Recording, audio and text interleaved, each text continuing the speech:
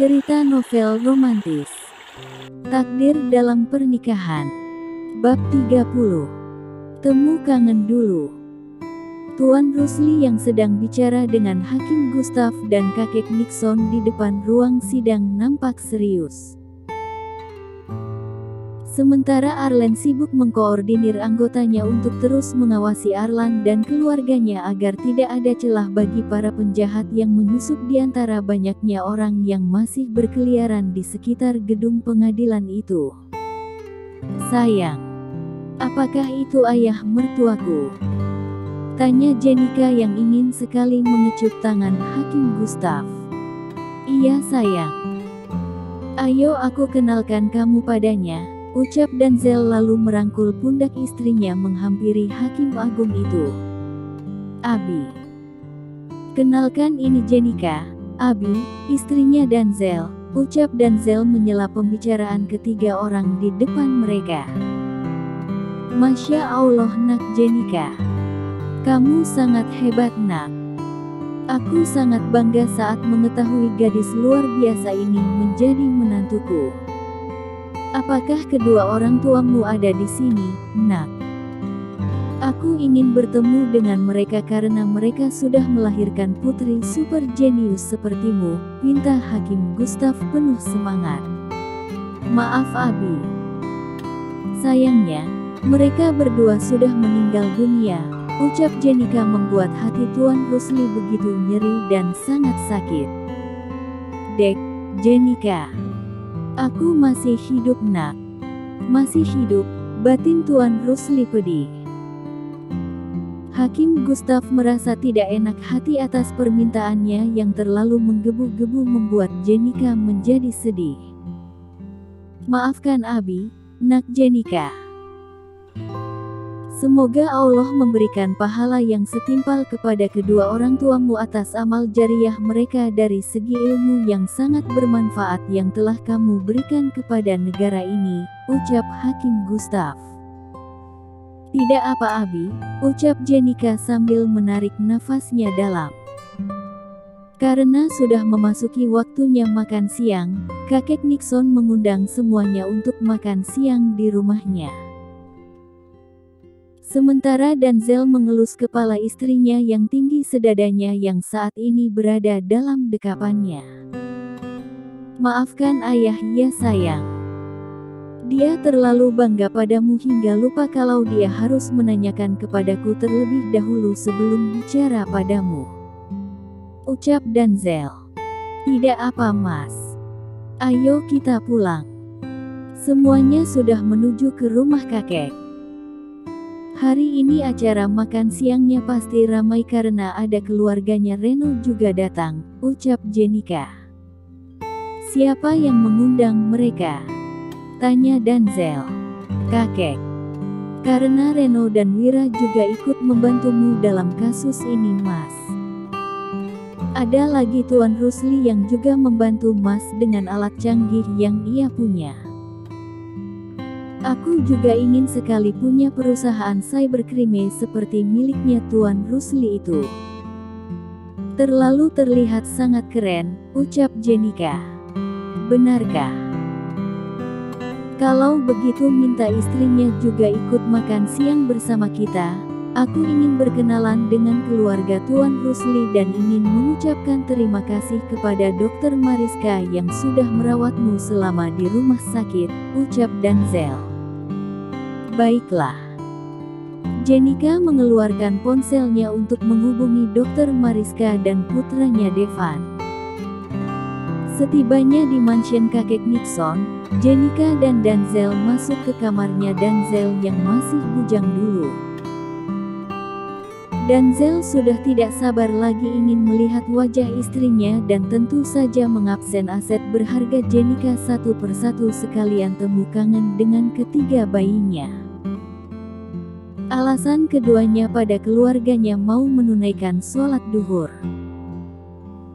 Tapi sholat duhur yang hanya butuh waktu sekitar 5-10 menit itu ternyata hampir 30 menit lamanya. Pasangan itu belum juga keluar kamar sementara tamu sudah berkumpul di meja makan untuk menikmati makan siang. Kenapa Kak Jenika dan Kak Danzel sholat duhurnya lama sekali? Apakah mereka ketiduran nenek?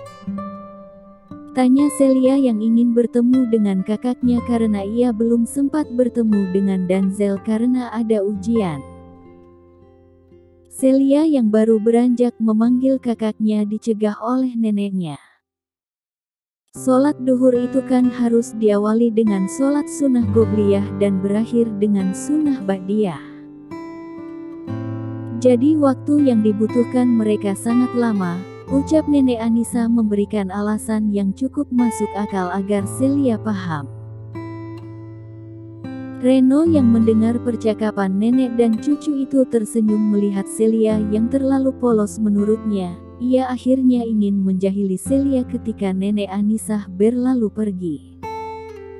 Bocah.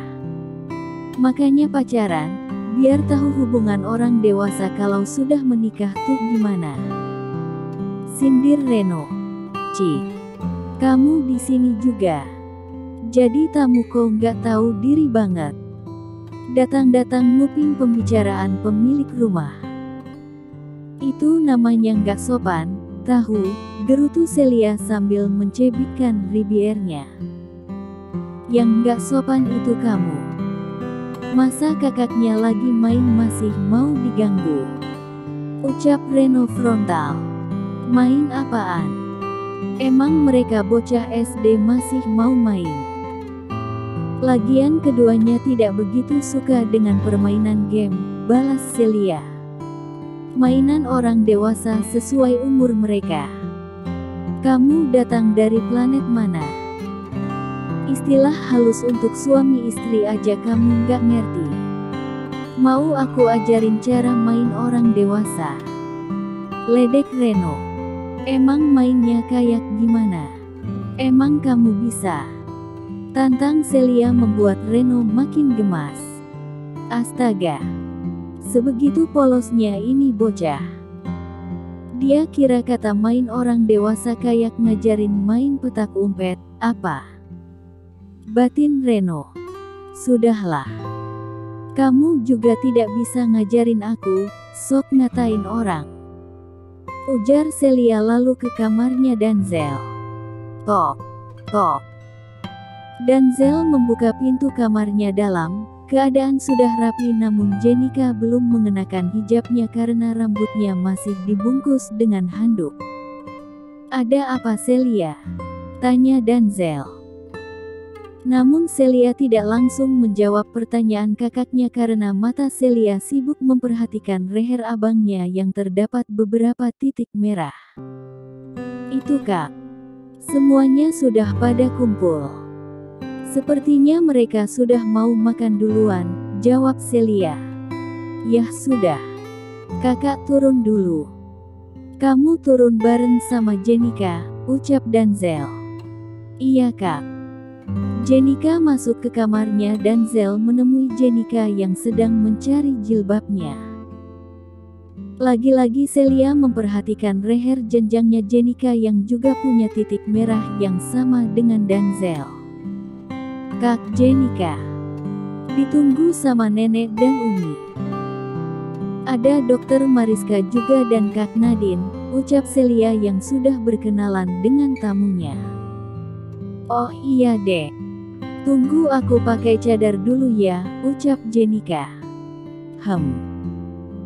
Keduanya sudah bergabung sama tamu lain dengan posisi tempat duduk yang sudah diatur sedemikian rupa hingga Celia bengong karena tempat duduknya harus bersebelahan dengan Reno. Mau tidak mau ia harus duduk di sebelah Reno. Apa yang kamu lihat tadi di kamar kakakmu? Tanya Reno menggoda Celia.